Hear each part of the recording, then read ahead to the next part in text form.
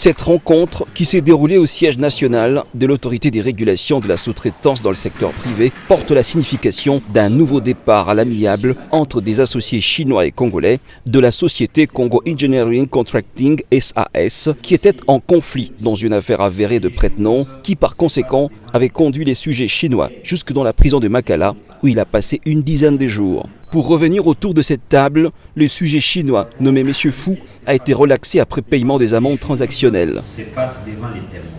Cette séance présidée par le directeur général de l'ARSP, Miguel Cachal, a privilégié l'intérêt commercial des deux parties. En présence d'une commission de la FEC, des représentants de TFM et Qui s'en fout, deux sociétés principales qui ont accordé des marchés estimés à 60 millions de dollars américains, M. Fu a finalement accepté de signer conjointement un acte transactionnel pour mettre fin à ce litige et remettre les trois Congolais dans leurs droits tels que la loi sur la sous-traitance le prévoit.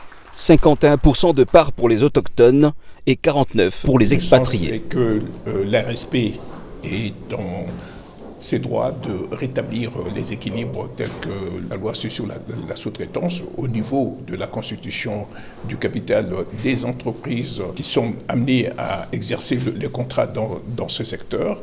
Et la loi précise que 51% des parts doivent être congolais, c'est-à-dire des sociétés ayant 51% des parts, donc majoritairement congolais, même si ce sont des sociétés de droit congolais, mais à capitaux majoritairement congolais.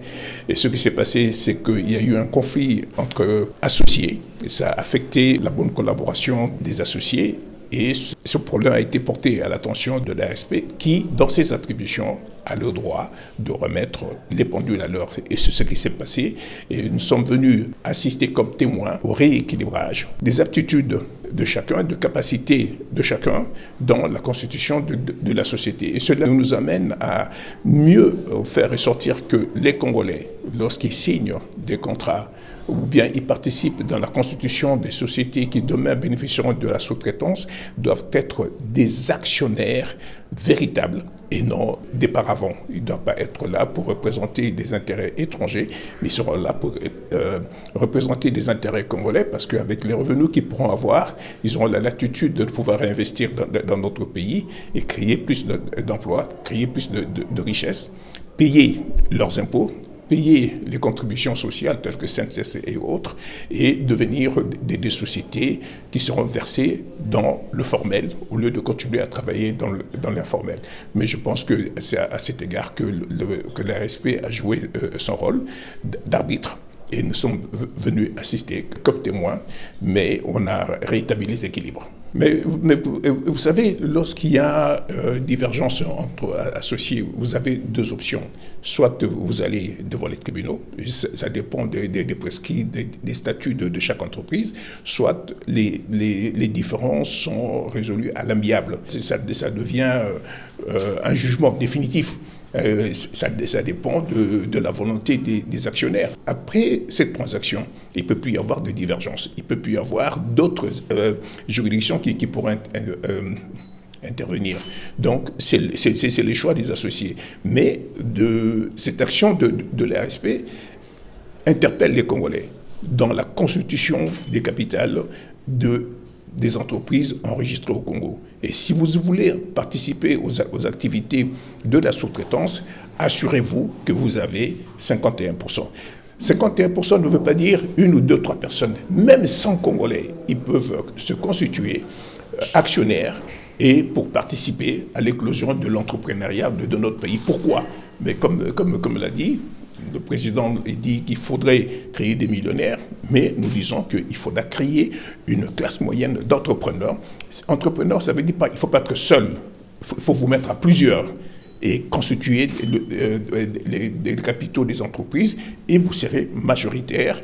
En ce moment-là, le plus grand revenu reviendra aux Congolais. L'homme qui gère la sous-traitance en RDC se dit s'aligner derrière la priorité ultime du chef de l'État, qui n'est autre que le peuple d'abord. C'est la matérialisation de la vision du président de la République, qui aujourd'hui suscite tant d'espoir dans notre jeunesse, qui l'autre fois était désespérée à l'accès au marché de la sous-traitance, qui était sans défense, de fois manipulée dans les systèmes des prête-noms, des associés figurants qui ne participaient pas à la gestion, qui étaient obligés de les faire parce qu'il n'y avait pas de soutien ou de recours. Et aujourd'hui, le président de la République est debout pour défendre les intérêts des Congolais. Comme vous le savez, le contrat social qui lie les chefs de l'État et les Congolais, c'est le peuple d'abord.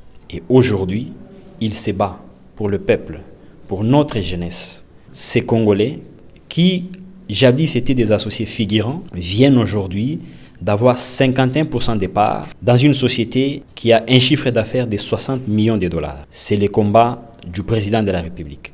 C'est la matérialisation de sa vision. Comme nous l'avions dit l'autre fois, nous sommes debout pour l'intérêt des Congolais, pour l'intérêt de notre jeunesse, pour le peuple congolais, comme je viens de le dire, le peuple d'abord, qui est le contrat social du président de la République, chef de l'État et les Congolais. Les associés ont jugé bon d'enterrer la hache de guerre et de se mettre d'accord pour faire développer la société. Parce que ce qui faisait objet de leur conflit, c'était les autres associés ne participaient pas au conseil d'administration ni à la gestion.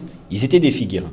Ils ont dénoncé l'objectif poursuivi qui était celui de gérer la société en tant qu'associé et non pas comme associé figurant.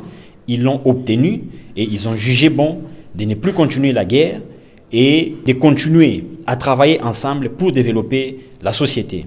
Les Congolais détiennent des parts réelles de 51% des parts sociales qui deviennent déjà des millionnaires au travers de la loi. L'honorable Miguel pense que ceci devra servir d'exemple aux autres sociétés qui ont encore du mal à se conformer aux prescrits de la loi dans le secteur.